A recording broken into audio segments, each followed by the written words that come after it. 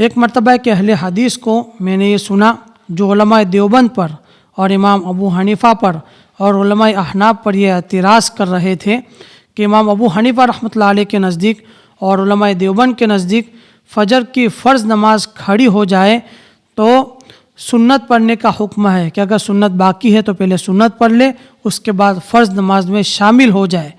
اور یہ اعتراض کر رہے تھے کہ دیکھو ان کے نزدیک فرض سے بڑھ کر سنت ہے، سنت کو اہمیت دیتے ہیں، فرض کو نہیں دیتے ہیں۔ اس طرح کا ان کا اعتراض تھا اور یہ الزام تھا۔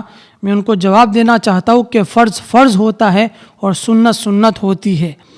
فرض کا مقام اونچا ہے اور سنت کا مقام نیچا ہے، لیکن فجر کی سنتوں کا مسئلہ پورا الگ ہے۔ اگر احناف کے پاس، علماء دیوبند کے پاس، امام ابو حنیفہ رحمۃ اللہ علیہ کے پاس کوئی دلیل نہ ہوتی اور بغیر دلیل کے یہ بات کہتے تو آپ کا الزام لگانا، آپ کا سوال کرنا بجا تھا۔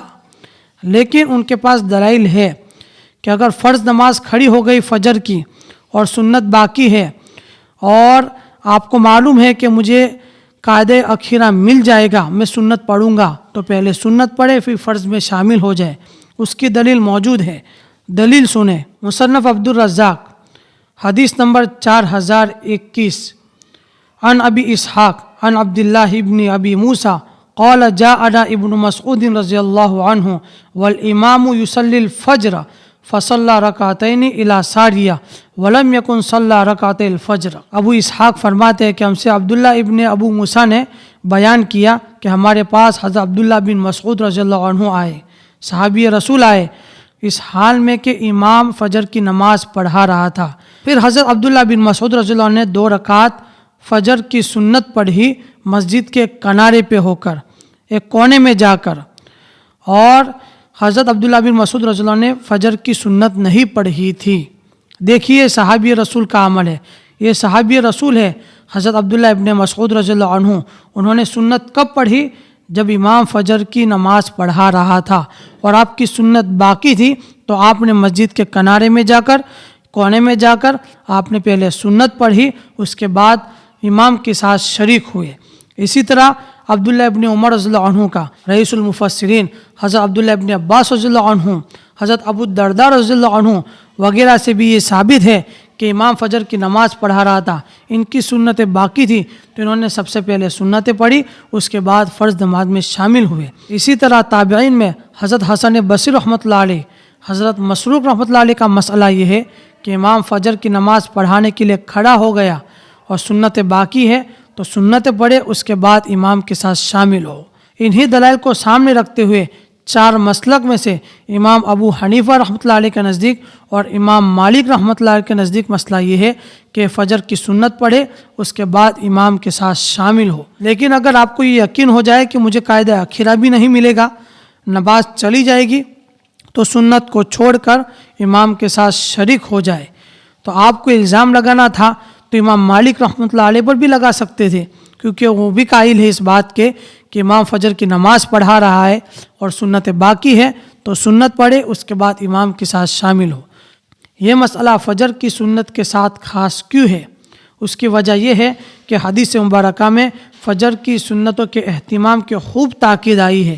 اب حدیث مبارکہ ملاحظہ فرمائے۔ ترمذی شریف میں امام ترمذی رحمۃ اللہ علیہ نے مستقل باب قائم کیا ہے، باب ما جاء فی رکعت الفجر من الفضل۔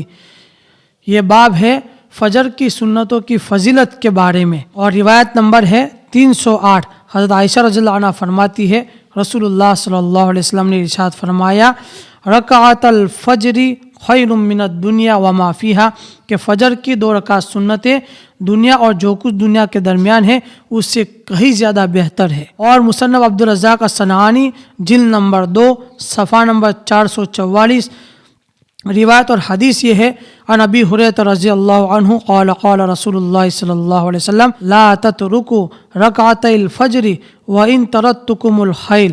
حضرت ابو ہریرہ رضی اللہ عنہ سے روایت ہے کہ رسول اللہ صلی اللہ علیہ وسلم نے ارشاد فرمایا کہ تم فجر کی 2 رکعت سنت نہ چھوڑو اگرچہ تمہیں گھوڑے رون ڈالے۔